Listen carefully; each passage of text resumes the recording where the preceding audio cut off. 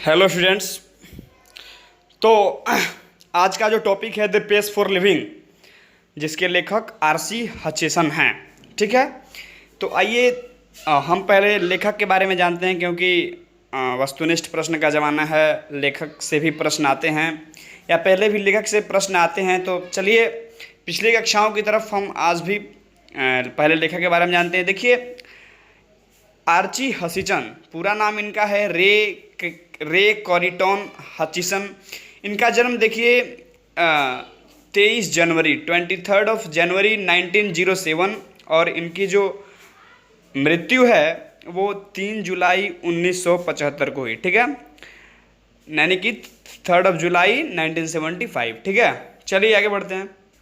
Was a British novelist, जो मतलब कि एक ब्रिटिश नोवेलिस्ट। कैसे नोवेलिस्ट? British novelist. देखिए यहाँ से ऑब्जेक्टिव प्रश्न उठ रहा है कि आरसी हचिसन जो हैं वो कैसे नोवेलिस्ट, यानी कि किस देश के नोवेलिस्ट हैं। तो वो एक ब्रिटिश नोवेलिस्ट हैं। ठीक है, हिज नोवेल राइजिंग, उनका एक नोवेल राइजिंग जो है, ये देखिए ये बुक में नहीं दिया है आप लोगों के, इसको मैंने खुद से सर्च करके यहाँ पे बनाया है आप लोगों के लिए। तो देखिए यहाँ पे जो his novel rising in 1975 was short list किया गया किस चीज़ के लिए? For Booker prize. एक बुकर प्राइज होता है, उसके लिए इनका जो नोवेल 1975 में शॉर्ट लिस्ट किया गया। ठीक है, चलिए आगे बढ़ते हैं। थीम ऑफ द चैप्टर, देखिए आपकी किताब में जैसे लाइन बाय लाइन दिया है वैसे तो ये नहीं है, बाकी हाँ एक भी लाइन छूटा भी नहीं है। इसको इस तरीके से डिजाइन किया गया है कि इसमें एक भी लाइन छूटा नहीं है। ठीक है, चलिए आगे बढ़ते हैं। थीम ऑफ द चैप्टर जो है, द एसे जो है पेस फॉर लिविंग जो है, captures the agony of modern man. यह क्या कैप्चर करता है? Agony of modern man. Agony मतलब होता है व्यथा। किसकी व्यथा? मॉडर्न मैन की व्यथा। मॉडर्न मतलब क्या? आधुनिक, जो आजकल के आदमी हैं उनकी व्यथा को क्या कर रहा है? कैप्चर कर रहा है। ठीक है, चलिए आगे बढ़ते हैं। द फर्स्ट मूवमेंट, यहाँ पे देखिए गलती से फर्स्ट लिखा गया है, यहाँ पे फास्ट होगा। The fast movement of man things and object hertz the normal rhythm, यानी कि जो आदमी का आजकल का जो फास्ट, यानी कि बहुत तेज मूवमेंट हो गया है, आना जाना, चलना, घूमना फिरना, या फिर कोई भी काम को लेकर इतना वो फास्ट आदमी हो गए हैं, ये क्या कर रहे हैं? हर्ट्स कर रहे हैं। हर्ट्स मतलब होता है दुख पहुंचाना। यह दुख पहुंचा रहे हैं, माने आजकल का युग इतना फास्ट हो गया है, आजकल के सामान इतने फास्ट काम कर रहे हैं कि वे क्या कर रहे हैं? हर्ट्स पहुंचा रहे हैं, दुख पहुंचा रहे हैं। किस चीज़ को? नॉर्मल रिदम, यानी कि साधारण गति, यानी कि प्राकृतिक गति को। ठीक है, चलिए आगे बढ़ते हैं। The fast pace puts undue pressure. ठीक है, अनड्यू प्रेशर मतलब अनुचित बोझ on man, women and children. अब ये क्या कर रहा है? अब जो इसके दबाव में नहीं रहेगा, ठीक है, जो इसके दबाव में नहीं रहेगा, देखिए यहाँ पे जो फास्ट गति है वह क्या कर रहा है? एक अनुचित बोझ कर रहा है, अनुचित दबाव डाल रहा है। किस चीज़ के ऊपर? आदमियों के ऊपर, औरतों के ऊपर और बच्चों के ऊपर। अब देखिए जो इसके दबाव में नहीं रहेगा, ये चीज़ बताया गया है किसके द्वारा?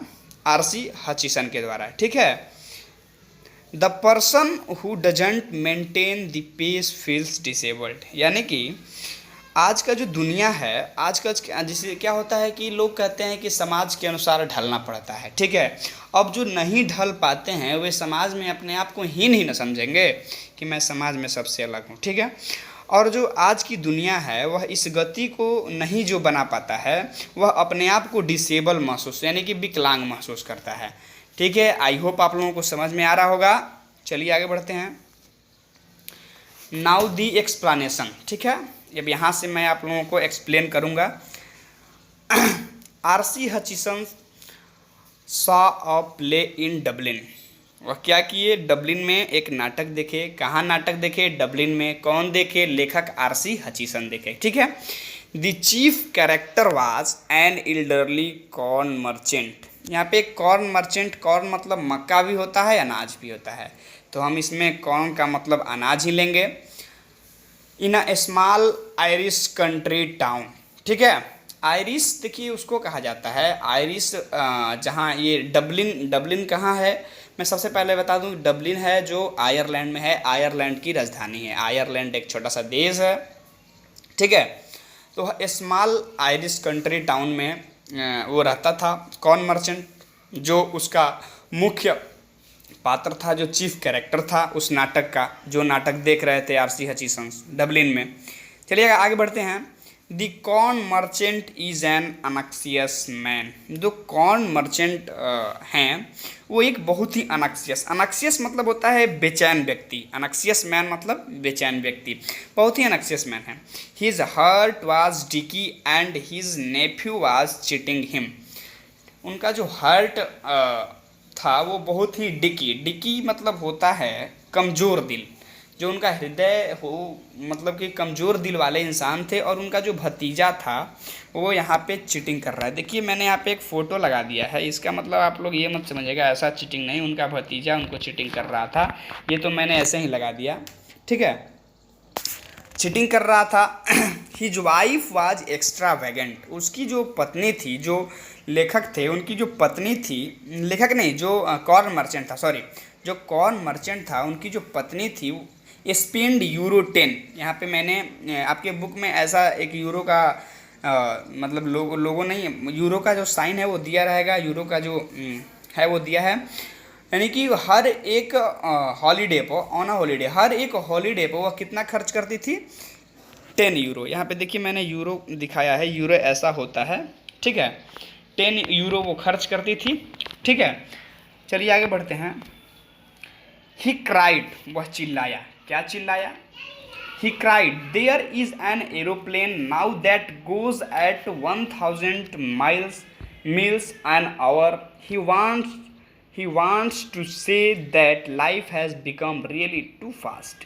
This speed snaps the natural pace from us. यानी कि वह चीखा, वह चिल्लाया, क्या चीखा क्या चिल्लाया, कि एक जो एरोप्लेन है, there is an aeroplane now that goes at 1000 miles, यानी कि एक जो हवाई जहाज़ है वह 1 घंटे में 1000 मील की दूरी तय करता है। देखिए यहाँ पे देर इज, वह बोले, यानी कि यह लाइन परीक्षा में पूछा जा सकता है कि there is an aeroplane now that goes at 1000 miles in an hour. इस कथन का क्या तात्पर्य है, लेखक इस कथन से क्या कहना चाहता है, ठीक है। तो वह क्या कहना चाहता है, वह यह कहना चाहता है कि यह जो गति है वह प्राकृतिक जो गति है वह, और जो सामान्य गति है वह गति को छीन रहा है, छीन लेता है, ठीक है। लेखक यही कहना चाहता है, इसलिए यानी कि जो लाइफ है, समान, जब कोई भी वस्तु आपके जीवन में तेज़ काम करेगा, हवाई जहाज है तेज़ काम करेगा, तो आपका जो लाइफ है बिकम टू फास्ट, यानी कि बहुत ही तेज़ हो जाएगा। आपके पास समय नहीं रहेगा किसी से मिलने के लिए, बात करने के लिए, आपके पास आप हमेशा बेचैन रहें कि नहीं इतना टाइम में मेरा ये काम हो जाता है, वैसे हो जाता है। तो देखिए बात कहाँ से की जा रही है, आप लोग समझने का प्रयास कीजिएगा। आई होप गाइस आप लोग को समझ में आ रहा होगा। चलिए आगे बढ़ते हैं।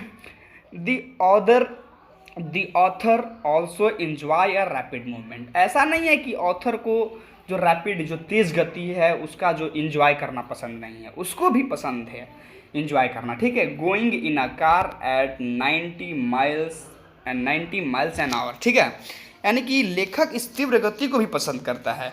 और कैसी तीव्र गति को वो पसंद करता है, 90 मील प्रति घंटा की तीव्र गति जो कार के द्वारा तय की जा रही है, वैसी गति को पसंद कर रहा है, ठीक है। चलिए आगे बढ़ते हैं। यहाँ पे देखिए लेखक ने बताया है कि advantage of fast paced life and disadvantage of fast paced life में। देखिए एडवांटेज जो है कि ट्रैवलिंग हैज़ बिकम फास्ट, यानी कि जो ट्रैवल है वो बहुत ही फास्ट हो गया है। We can dine in London and have lunch in New York the next day, यानी कि हम लोग रात का भोजन जो है वह लंदन में करें और जो दिन का, जो अगले दिन का जो भोजन है वो हम करें न्यूयॉर्क में, ये भी आजकल संभव हो गया है। ये एडवांटेज है किस चीज़ का, फास्ट पेस्ड लाइफ, जो तेज गति वाला जीवन है उसका, ठीक है। डिसएडवांटेज क्या क्या है, पीपुल आर ऑलवेज इन अ हरी, जो व्यक्ति हैं वो हमेशा जल्दबाजी में रह रहे हैं, ठीक है। जो हमेशा व्यक्ति हमेशा मतलब सोच रहे हैं कोई काम मेरा जल्दी हो जाए, इतना काम है मेरा। और देखिए इसका बहुत बड़ा डिसएडवांटेज क्या है, the chances of accidents have increased, क्योंकि यहाँ पे देखिए जब आदमी हरी यानी जल्दीबाजी में रहेंगे तो चांसेस ऑफ एक्सीडेंट्स जो है वह इंक्रीज़ करेगा, यानी कि जो दुर्घटना का जो चांस है वो बढ़ जाएगा, ठीक है। We lost the real pleasure of travel as well as life, यानी कि जो यातायात के जो वास्तविक खुशी है वो नहीं मिल पा रही है। ये भी एक डिसएडवांटेज ही है, किस चीज़ का? फास्ट पेस्ड लाइफ का, ठीक है। चलिए आगे बढ़ते। I belongs to the tribe of slow thinkers, मैं कहाँ से बिलोंग करता हूँ? स्लो थिंकर के ट्राइब से। स्लो थिंकर मतलब क्या? कम सोचने वाले, धीरे धीरे सोचने वाले के ट्राइब से बिलोंग करता हूँ, ठीक है। And who are cursed with, यानी कि जो शापित हैं, जिनको शाप दिया गया है, यूं कहें तो यहाँ पे एक वर्ड लिखा गया है, ये फ्रेंच वर्ड है।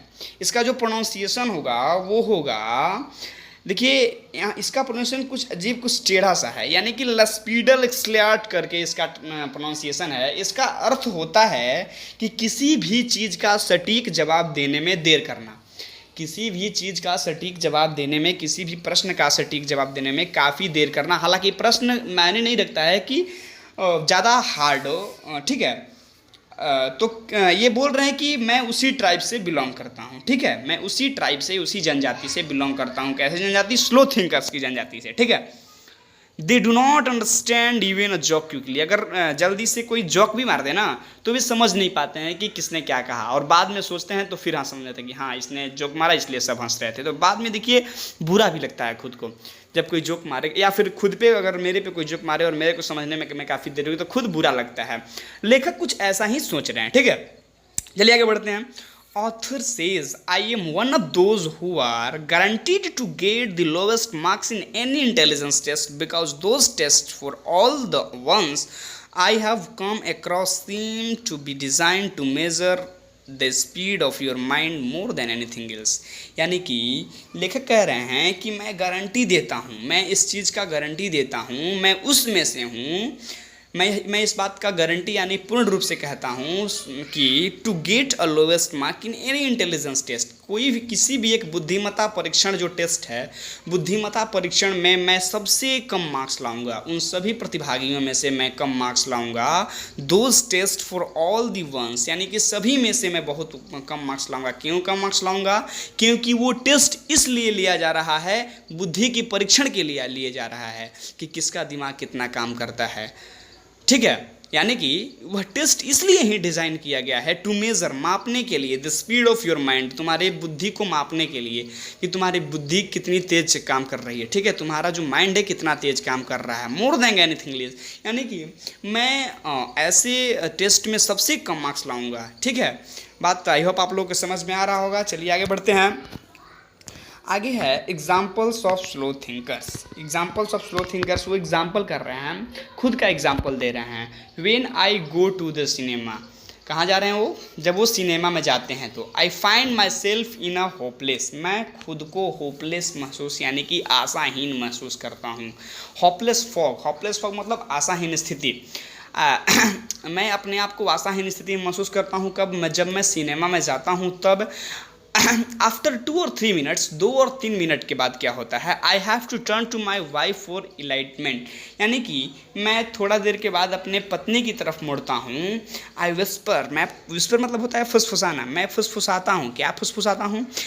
आई whisper in this the same girl as the one we saw at the beginning. ये वही लड़की है ना, सिनेमा में क्या बात वो कर रहे हैं कि हाँ ये वही लड़की है ना जिसको मैंने शुरू में देखा है। तो उनकी पत्नी क्या कहती है? एंड सी विस्पर्स बैक, तो उनकी पत्नी क्या कहती है कि नो, यहाँ पे देखिए गलत हो गया है, यहाँ पे KNOW टाइप हो गया, यहाँ पे NO होगा। क्या होता है ना कि वो टाइपिंग करने में मिस्टेक हो जाता है, यहाँ पे NO होगा। नहीं, no, there are 3 girls in this film, इस फिल्म में 3 लड़कियाँ हैं।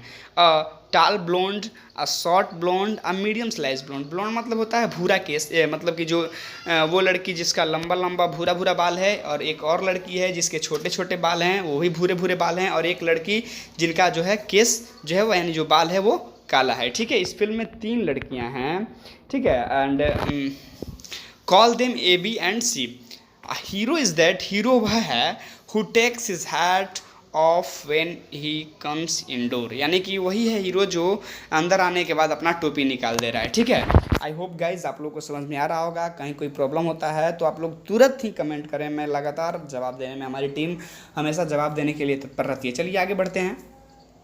एग्जाम्पल्स ऑफ स्लो थिंकर्स में ही है, he is going to fall in love with girls, यानी कि तीनों लड़की से प्यार वो करता है, पहले बी से करता है, फिर सी से करता है, इन दैट ऑर्डर्स, बाद में ए से वो प्यार करता है। अकॉर्डिंग टू द ऑथर, यानी कि ऑथर के अनुसार, ऑथर क्या कहता है, we have to train our mind to work high gear, यानी कि अपने माइंड को हाई गियर में काम करने के लिए, ऑथर सेज, यानी कि ऑथर कहता है कि अपने दिमाग को तेज़ गति से काम करने के लिए, who do not think fast in high street now, यानी कि जो तेज़ नहीं सोच रहे हैं, जो तेज़ तरीके से नहीं सोच रहे हैं, a days may not get chances in this world to think all, यानी कि सभी चीज़ को अच्छे तरीके से सोचने के लिए हम लोगों को क्या करना चाहिए, हम लोग को मॉनिटर यानी हम लोग को ट्रेन करना चाहिए अपने माइंड को।